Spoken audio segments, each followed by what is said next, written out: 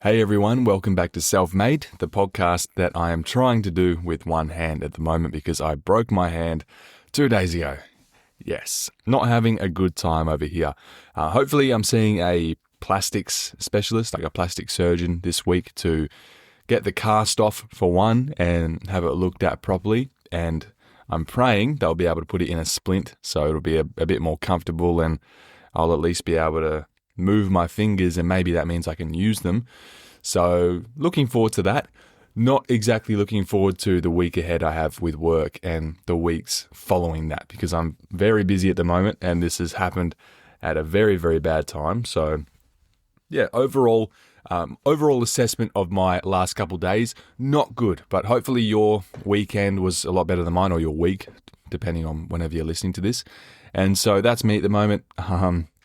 Yeah, it's just not good. So if you're not a long-time listener, I have a cleaning business with 2 locations. One of my locations is my bigger one, so it's the one I started in. I grew it for like 4 or 5 years, and then I moved away, started my second location, and put the other location under management.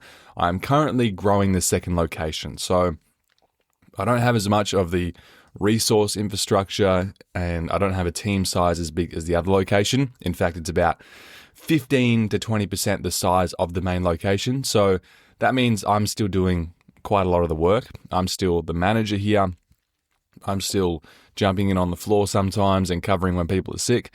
And a lot of people ask me as well, like, why do I bother doing that? Because my main location, it's multi 7 figures now. It's under management. I haven't really done anything with it in quite a while. And they're like, why did you bother opening a second location? Why not just go straight into selling franchises or, why not just sell the opportunity or just do away with it altogether and focus on your main location? And the reason was, and I had this idea for a very long time, I wanted to create basically a nest egg that was, fully self-contained and that I fully own. So for me, the idea of that was 2 locations to be a little bit diversified and to hedge my bets a little bit. And yes, eventually I want a franchise or license or something to that effect, but I always want to have at least 2 company-owned or franchise-owned locations. And so I'm building the second one up now, and I think it's a very good learning exercise for me as well, because since starting the second location, there's been so many things that I've discovered. Like, it's a very good discovery process, and it's a very good challenge for me. And it's challenged me as not only a business owner and an operator, but also just as a human being, because I've had to go through a lot of the same stuff that I went through in my first location in Bunbury. And I'm doing the same thing again. And I'm noticing like a lot of the problems I had when I first started the business in the other location, when I'm dealing with them now, it's a lot easier because I've been there. And even if, consciously I don't really know how I should react to them, subconsciously I know I've been there and I'm just dealing with things a lot better. And when I say things, I mean HR. It's always to do with people. So yeah, I guess I'm a little bit weird like that. Yes, I could have stepped back. I could have taken the easy route. I could have just gone straight into, like coaching full time, but I don't know. I like what I do. I like the grind. I really enjoy growing this business, and I don't just want to give that up and, do something quote unquote easier like coaching I'm full-time with content creation now. But yeah, I do enjoy the hustle. I do enjoy the grind. But anyway, it means that I'm still doing a lot of the work at the moment because the new location is not quite up to the size where I can employ an area manager. And, I don't even really want to do that yet because I'm still perfecting a lot of stuff in the business. Like, I'm still creating a lot of systems and processes and things like that. Like, even more recently, like, we've created so much stuff that's helping the business run better, not only here in the new location, but back in the old location as well.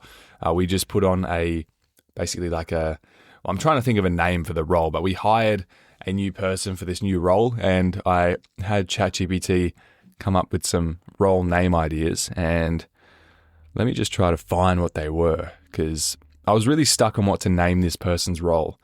And, like most things now, I just took to AI and I was like, can you do this for me? And it did it, and I was like, that was cool. And now I'm trying to find the thing, but now I can't find it, and this is annoying, and I've only got one hand, and I'm very frustrated. But, here it is, role name ideas. So basically he is going to be taking over anything to do with team management and schedule management, because I feel like they can all be rolled up into one role, basically. Like, the onboarding, the employee screening, the interviewing, the scheduling, booking appointments in, changing things around, messaging employees, dealing with like time off requests and people calling in sick. I feel like that should all be wrapped up into one role, because it just makes sense. Like, they're going to have the most insight into all the people and what's going on with the schedule and the team itself. And so it just makes sense. So I think I had like 3 names that I was keen on for this one. It was like Operations and Logistics Coordinator. I think that was one of them. There was Workforce and Service Coordinator, Team Operations and Logistics Manager, Workforce and Service Delivery Manager, something along those lines. That's what the new role will be. And that is a result of me, being on the ground, running this second location, checking in with the manager in my other location every week, and just getting a feel for how things are going and the different problems that are coming up as we grow. And growing 2 locations is very different to growing 1, where it's like good and it's bad in some ways. It's good because we can share resources, we can step in and help each other. We have VAs that can help with both locations. We have a centralized phone system and a reception that can also handle both locations, and that's something that'll be scalable if we want to franchise or sell more opportunities elsewhere. We can scale that horizontally, so that's great as well. But there's also a lot of challenges and drawbacks, and I'm discovering these things and actively working them out as I go. And yeah, that's kind of like the whole reasoning behind why I'm doing this. It's obviously like the money isn't great to have a second location, especially at this point now. Like, I make the same amount of money from TikTok now from making like 2 videos a month. I just got a video with Coles, and I'm actually not sure if that's going to go ahead now because I've just broken my hand, and I just told my manager who manages my socials, I'm like, can you just put it forward to Coles and be like, hey, he's really keen to do it. He can still film the video, but just so you know, he's got this massive cast on his wrist and it's a bit of an eyesore. So I'm hoping they come back and they say that's all good. I feel like it would be a little bit weird if they didn't, because, why does it matter if someone's a little bit impaired or like their hands in a cast? Anyway, so I got like a deal with Coles. One's coming up with Palmolive, I think.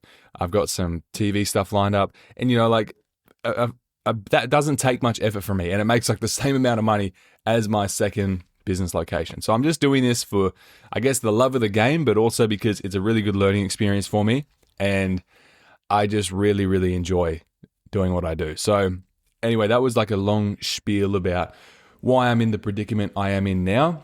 Things have really started to take off in the second location. I've really hit the ground running, and we're putting on a lot of work. We're actually putting on more new clients in this location than Bunbury, which is our main one, even though that one's like 10 times bigger than this. So I'm swamped at the moment, and I've had a bit of a revolving door of staff for a lot of reasons. It hasn't, most of it's been out of our control, and it's just people moving away and being sick and having families and all that kind of stuff. And so that means that I've been quite busy doing a lot of cleaning myself, which isn't ideal.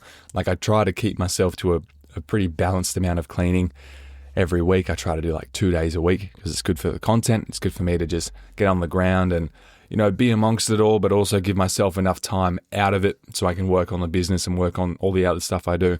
But at the moment, it's just a bit challenging, but I'm working through it. So yeah, luckily I've got a lot of staff. I've got a lot of trainees at the moment. I always tell people, or I always try to implore that you should always endeavor to be overstaffed. You never want to be understaffed. I've been understaffed so many times, whether it be for, because I feel bad if I can't give people enough work, so I never want to be overstaffed, or I just don't like the financial drawback of it, the financial downside of having too many staff. Obviously your profit shrinks a little bit. And so I'm like, maybe it's just better if we try to keep a perfect balance of staff and clients. And then as soon as one person leaves unexpectedly, then the whole operation is just sunk. It's you're screwed.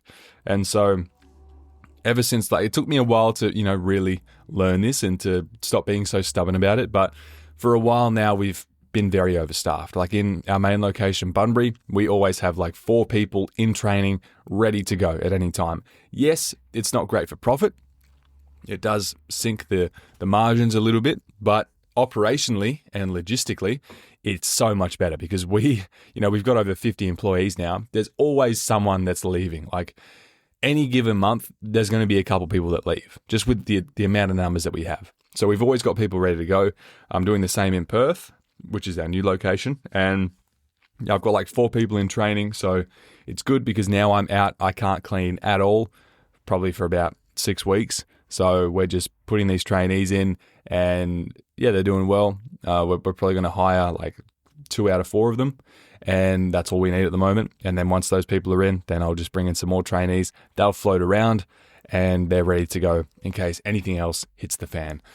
So that's me at the moment. That's my life, my fun life. And that's a bit about my philosophy of, why I'm doing what I'm doing and what I really think of this business and the big picture thing here, because I'm really thinking long term. Like I want to build a very substantial business. I want to have lots of locations. I want to be nationwide. And, to get there, it takes a lot. It takes a lot of due diligence. It takes a lot of structure and a lot of polishedness, if that's even a word. And that's what I'm doing. Like every month we're refining stuff. I'm creating things. I'm recreating things. I'm revisioning things. I just want to have a really, really, really solid model before I go and sell that opportunity and package that up into an opportunity and sell that to other people. I feel like I'd be doing a disservice otherwise, and I'm not providing the most amount of value. So I'm thinking long term here. Short term, it's not great because I'm working, pretty hard when I don't necessarily have to be. And yeah, it's stressful, but it's fun. And it's what I've chosen to do. But anyway, I am really getting off track. I just looked at the time and I'm 12 minutes in and I haven't even talked about what I was going to be talking about. So anyway, without further ado, the topic of this podcast was going to be about this book I'm reading at the moment. How fun. I'm reading this book called The Checklist Manifesto. I haven't finished it yet, but I didn't really have much of an idea of what I was getting into when I read it. Like, when you think about it, it's a whole book about checklists. And I was like, how interesting could this be? Like, how groundbreaking could this really be? But I read it anyway because it was a small book and I was like, I could probably get through this pretty quickly. And I was very, very surprised by what was in it. Obviously, I'm someone that's a big proponent for checklists.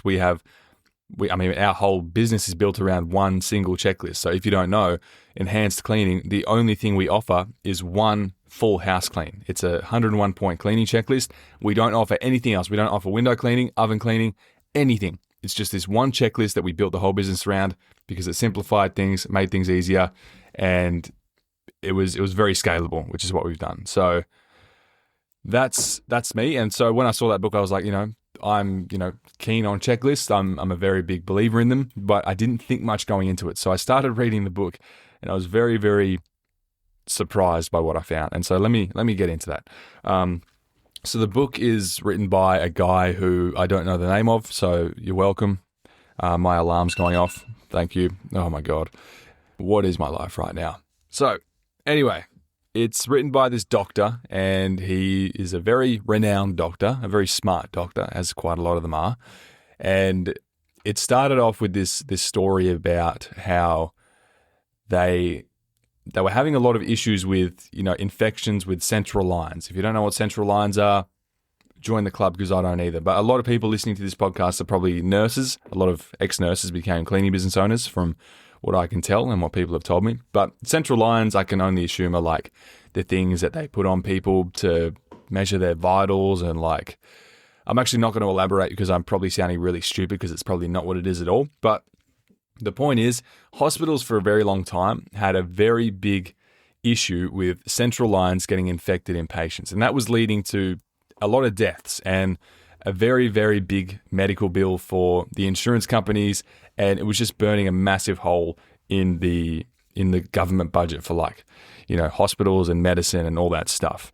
I'm really sounding like an intellectual here, aren't I? So this guy comes in, this doctor, and he's like, well, what if we just create a checklist that is like a little pre-start checklist before we administer these or put in these central lines into the patients, and let's just see what it can do. And, it was simple enough to create. It was like this, it was a couple of things on a checklist on a piece of paper. But the hardest thing for him was to try to administrate that and moderate that across all these hospitals in all these different areas. And it was hard enough for him to do it in his own hospital because doctors are, I'm just paraphrasing here from the book, they're quite arrogant in nature and they think they know it all. And so they got presented with this simple checklist, which is like, something that they already know, but they're being told to tick it off, as they actually carry it out.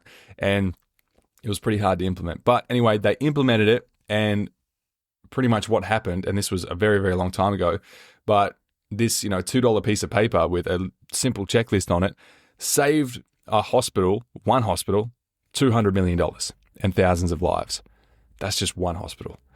And then they rolled that out across, I think, the city that they were in, and then the state, and then all across America, which is where it was. And I guess they still use that to this day. So it was very, very interesting. And it's because even though they were very simple steps, like, wash your hands and do this before you put in the lines, and then this is how you monitor them, even though it was very simple stuff that the doctors already knew, because it was so simple in nature, they were just completely forgetting about it and glossing over it as they went. And, when they're doing this dozens and dozens of times a day and hundreds, if not thousands of times a week, like, things are going to get missed. And all it takes is for one thing to be done improperly, and that could result in a sickness or a death, which is a lot of money and obviously a loss of life, which is terrible. So it pretty much eliminated that element of human error altogether.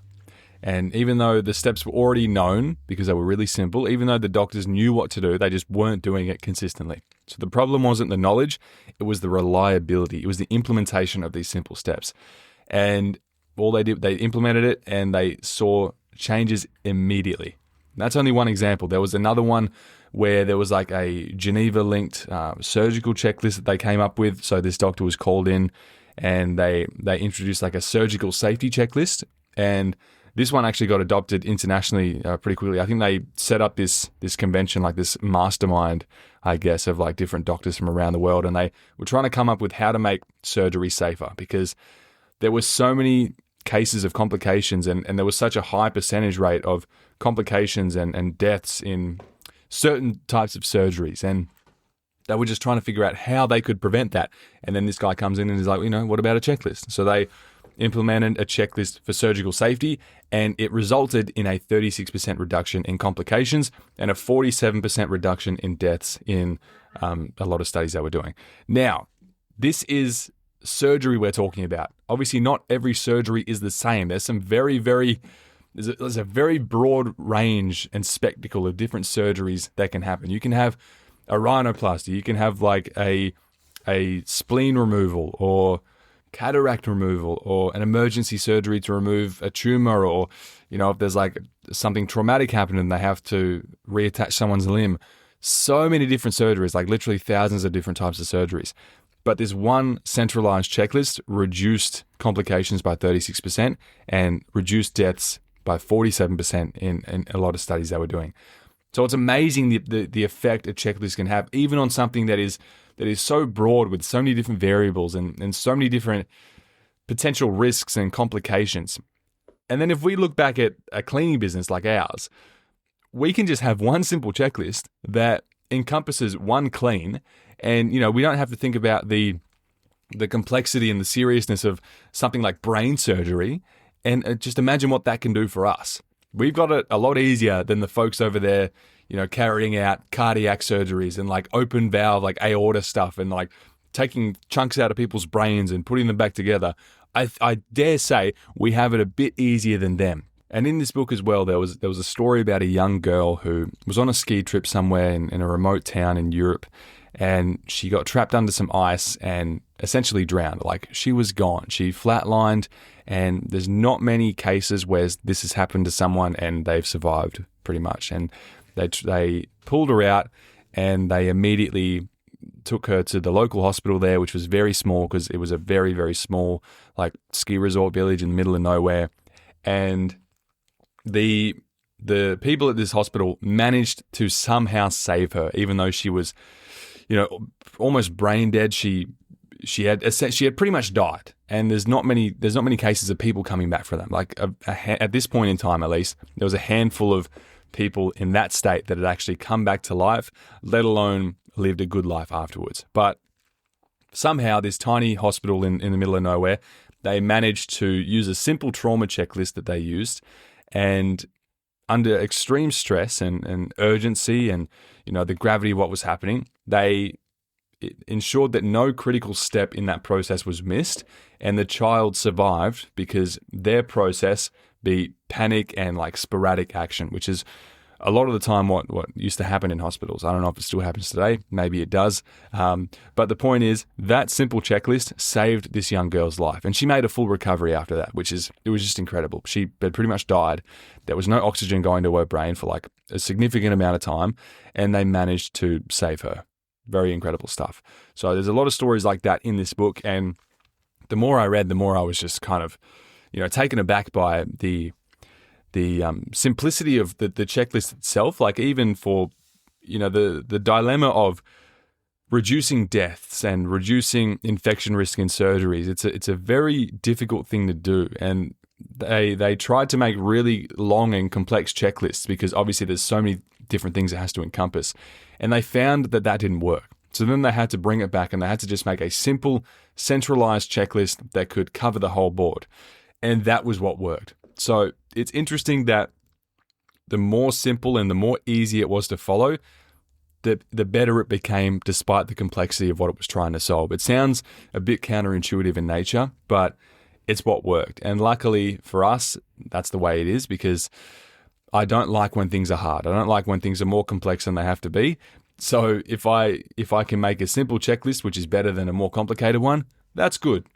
And so there was another story about there was this plane back in, I think it was like World War II. It was called the B-17 flying bomber, a very, very iconic plane developed by Boeing. And they were developing it for the US Air Force. And it was this impressive aircraft. It had like guns mounted to every angle of it. It had, like 2 pilots, and there was this guy in like a little glass dome at the bottom of it that had like a machine gun. Just this crazy, crazy thing. And this was not even long after, they first learned how to fly that they were creating this absolute monstrosity. It was called the Flying Fortress for a reason. But anyway, Boeing created it, and they had a prototype that they did a test flight with, so they could kind of showcase it to the military, and because the American military was deciding what fleet they wanted to build. There were lots of different aircraft carriers, not carriers, but aircraft manufacturers back then, and they were trying to choose one type of aircraft that they would build a fleet with for the war, which is going to be a multi-billion-dollar project for whatever company won that contract. So very big deal. And Boeing developed this B-17 Flying Fortress. It was this incredible piece of engineering, incredible feat of engineering. And so they did a prototype test flight that the American military could see, and it crashed on the very first run. Now, not a very good look if you're Boeing and you've got the American military watching, because you're supposed to be providing them with like hundreds of these. But anyway, it didn't crash because of any sort of mechanical failure or anything wrong with the plane. It was because the pilots simply forgot to disengage a lock, which is like a very, very simple thing to do. If they just flip that switch, it would have been fine.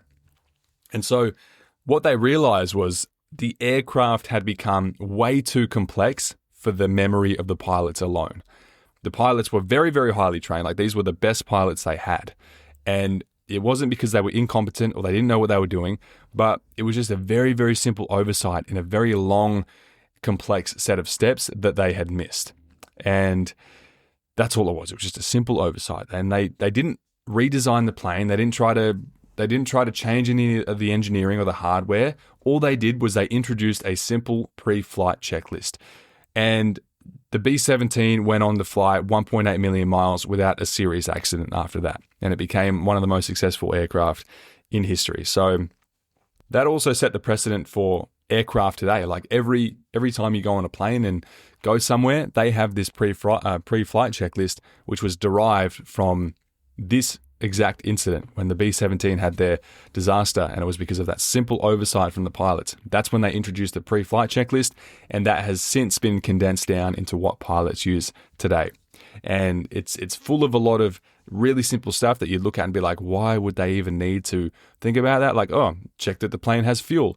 Like, why would you need to put that on a checklist? But it's because it's the simple stuff that gets overlooked. It's the things that you feel relaxed and you let your guard down about. That's the stuff you have to worry about, because obviously we're not going to forget the really, really important stuff, the things that we deem important or critical or complex. That's the stuff that our brain is working overtime to try to remember. It's the simple stuff that gets overlooked. And so that's what the checklist is really, really doing here. Like, if you go and complete 10,000 cleans over a couple of years, like, the majority of the stuff that you would miss, it's going to be very, very small stuff. Like, you're not going to forget to clean an entire shower, but you may forget to, brush the outside of a sink, or or lift up the drain cover and clean that every couple of cleans. And that's probably the stuff that you would get complaints about and you would have issues about with the customers. You're not going to be missing a really big thing.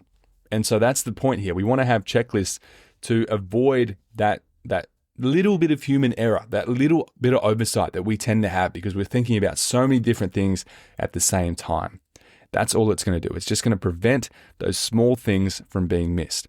And it's even more important when you're trying to scale a business. Like, if you want to have staff and you want to have lots of clients and you want to achieve the same cleaning standard despite having lots of different people and lots of different houses and all this stuff, if you want to maintain the same level of standard, maintain the same level of service without skipping things or having things missed, or having that human error where they're like, oh, I thought that was included, or I thought we weren't doing that, or I thought that was that was something we were supposed to do. There's no variation based on someone's mood or motivation or energy that day. It's just all uniform. It's all a streamlined and documented process.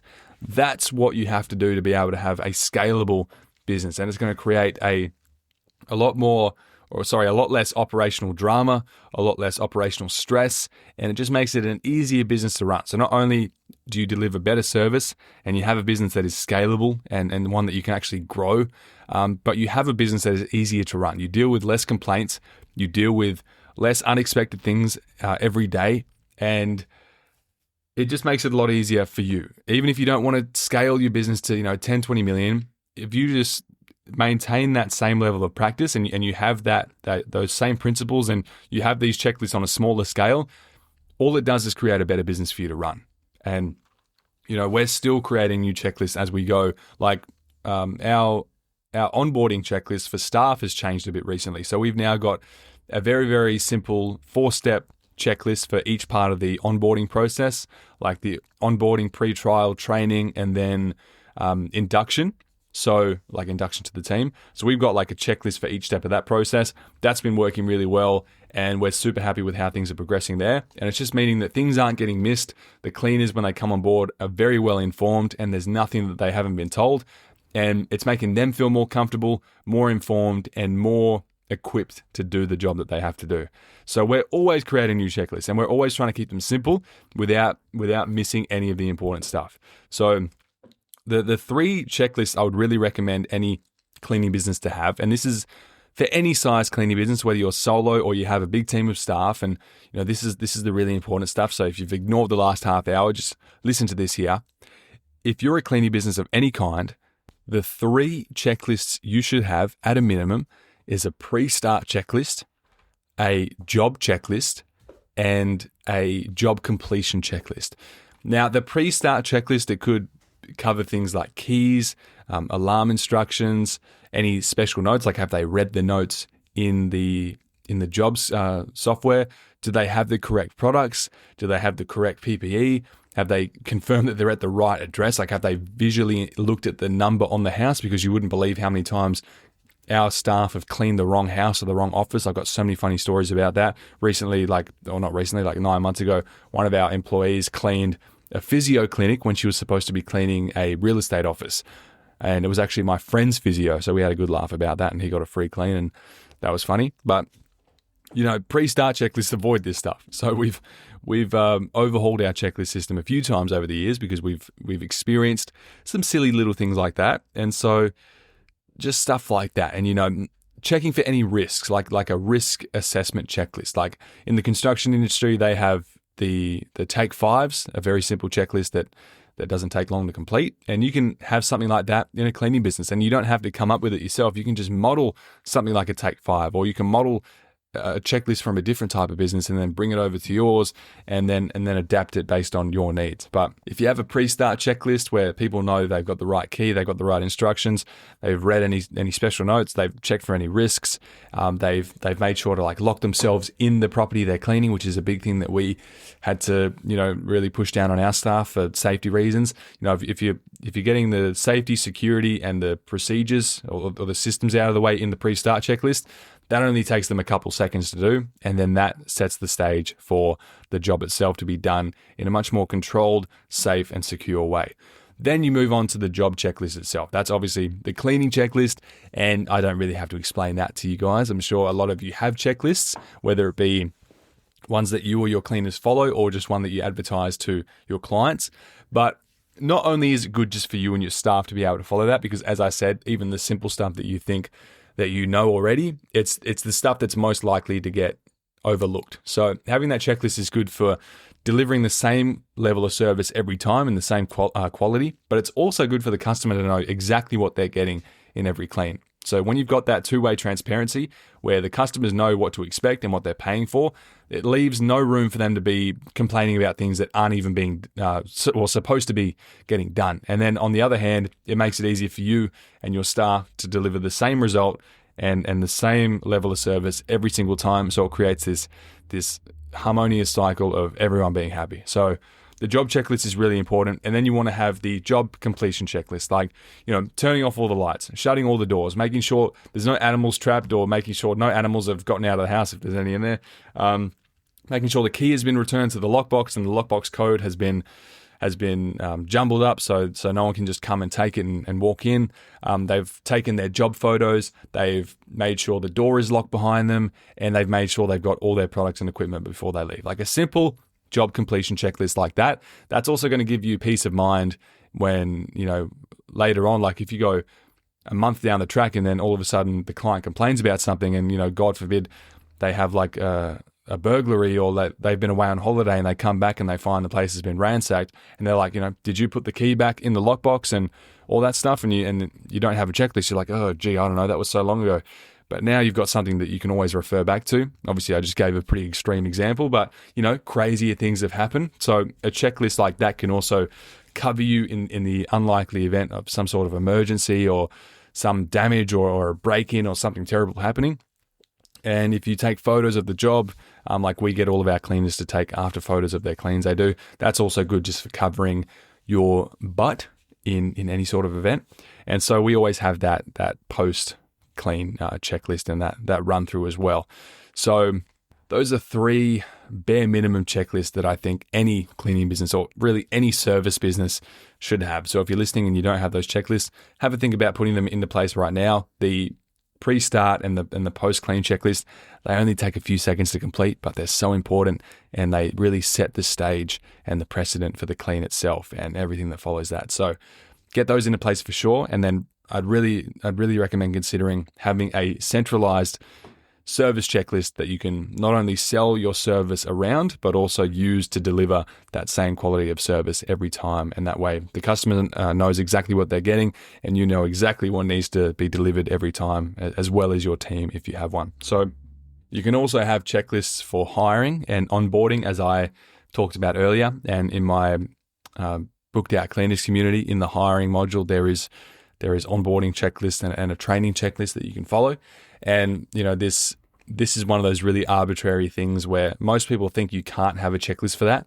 But if the surgeons and the hospitals that did thousands of different types of surgeries and dealt with so many different types of infections and sicknesses, if they could create one checklist that encompassed all of that and reduced infection rates by like 40% and deaths by a certain number as well, then I'm pretty sure we can do the same for just onboarding cleaners. So instead of being like, just watch this new girl for a couple of days and just see if she needs any help or any pointers, you can have like standardized learning, and you can have a a proper follow-up system in place, and you can have videos that they watch in like sequential order, and you can tick off certain boxes like things they've been through, and you can have all this stuff, and it creates less bad habits, and there's less need for retraining, and there's a faster onboarding procedure as well without leaving any of the stuff out. So it's better for profitability. You spend less money to get someone through training quicker, and thus a better result as well, because they're a more informed and more well-equipped cleaner at that stage. So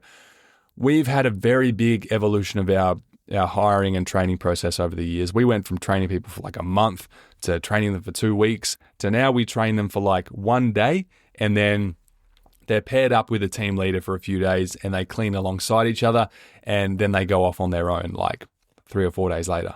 So we've massively reduced the amount of training time and the onboarding process, yet we are experiencing better results than we ever have before. We're getting I don't remember the last time we got a complaint. I don't remember the last time we had to do a free clean. And, all of this while we've reduced the operational load, and we've actually increased the profit margin on our cleaners, which means our break-even point on a new employee has gone from like 2 months to about 2 weeks, which is pretty amazing. So really important you have these things in place for hiring and onboarding as well. And really any aspect and any facet of the business, if you have a checklist, like we have a payroll checklist as well that our VA goes through. And something as important as payroll, we want to make sure everything is solid. We want to make sure everything is airtight. So the VA every single week goes through the same checklist, and it is, the most mind-numbing, like boring, simple checklist ever. But this, our payroll can be $20,000 to $30,000 a week. We don't want to have anything missed, no matter how big or small. And so we have that checklist. It's followed every time. And we have a checklist for our profit first allocation, which is something that we do just to, it's like a financial thing that we do with the bank accounts. We move money around, and it's just more optimal for profit and cash flow. So we do that, and we have a checklist associated with that. We have checklists for our VA training. We have checklists for scheduling and all that stuff. We pretty much have checklists for nearly everything in the business at this point. And it may slow things down in the short term. Like if you have to just manually tick off things and, write things down that you've done, you might think like, this is pointless. I already know this already. Let's just move on and do it. That's when you get caught out. That's when things are missed, and that's when things come back to bite you, because a lot of the time you don't notice it in the beginning. Like those pilots on the B-17, they didn't notice that they forgot to flip that switch. They only realized it after the plane crashed, and they investigated. Like a lot of the time, you're not going to notice you've missed something until someone else notices it for you. And that can be in the form of like a complaint or someone leaving, like one of your employees quitting or something to that effect. So bottom line is, checklists are very, very important, and they're more important than I think a lot of us realize. Like I've used checklists since I started the business, but I use them in a very simple way. Like I think most people will do. They just have the very vague cleaning checklist, and they follow that. But the rest of the business, like they don't really use checklists in it. Like now we have a checklist for almost everything, and we're probably going to continue to do that. I think that's going to be a very central part of the business. I think it's going to be a very big cornerstone of what we do. I think everything can tie back to the checklist that we have. And yeah, it certainly annoys my management a little bit. Like they're like, why do we have to do all these dumb checklists and stuff? I'm like, just trust me, it's better. And they do it, and we're experiencing better results. We have better feedback, better customer satisfaction, better staff satisfaction and feedback, and it's really good. It creates this really good cycle. And despite our growth rate, we're having much better, comfortability in this growth and better quality across the board despite the numbers now, which is, you would think that at this rate and at this size, it would get harder than if you're a lot smaller, but we're experiencing the opposite because we've got the right systems in place. And a lot of that has to do with very, very simple checklists. And I think a lot of our systems and processes and frameworks are now largely built around these checklists as well. So everything kind of works harmoniously together. So yes, very, very simple, but very good at reducing the operational risk, the variancy in delivering a product or service, and the oversight when it comes to a lot of the smaller, minute and menial things that we think we already know and we just do anyway without having to think about it. It reduces the risk of us missing that as well in any stage or at any point or at anything in the business, whether it be cleaning, whether it be hiring, whether it be onboarding new clients and marketing. It's good to have a simple little checklist for everything, like a pre-flight checklist for cleaning. You have that pre-clean checklist, and that can reduce a lot of issues that come during the clean and afterwards. Just that simple 5 seconds the cleaner or yourself takes to tick a few boxes and run through a couple things, it could mean a very big difference going forward. So if you haven't, I recommend definitely reading the Checklist Manifesto. It's a very good book, and it puts into perspective a lot better than I can the importance of these checklists. And it has some really cool anecdotes in there and some very, very fascinating stories from the medical sector, the construction industry, and also, as I talked about before, with the Boeing B-17. It talks a lot about pre-flight checklists and what that's done for the industry and how that's really revolutionized aviation in a really simple, almost like stupidly simple way. So that's all from me. And whether you're religious or not, please pray for me and my hand, because I am not looking forward to the next 6 weeks of recovery. I've just got so much on my plate, and yeah, I don't even want to think about it because it's frustrating me. Like, I'm so mad that my hand is broken. I am mad at my own body for failing me like this. Like, why is my bone so weak and brittle and stupid? Like, it's just so frustrating. But anyway, hope you enjoyed this episode of Self-Made. If this hasn't illustrated the importance of checklists to you already, go read that book and think about how you can start to implement more checklists into all the different things you do, all the way from planning and development to marketing to lead generation to onboarding to the service delivery itself to post service delivery and customer fulfillment and retention and referral programs. All these different things. How can you create checklists that streamline the process and make delivery and optimization better? So thanks again, and I'll speak to you next time.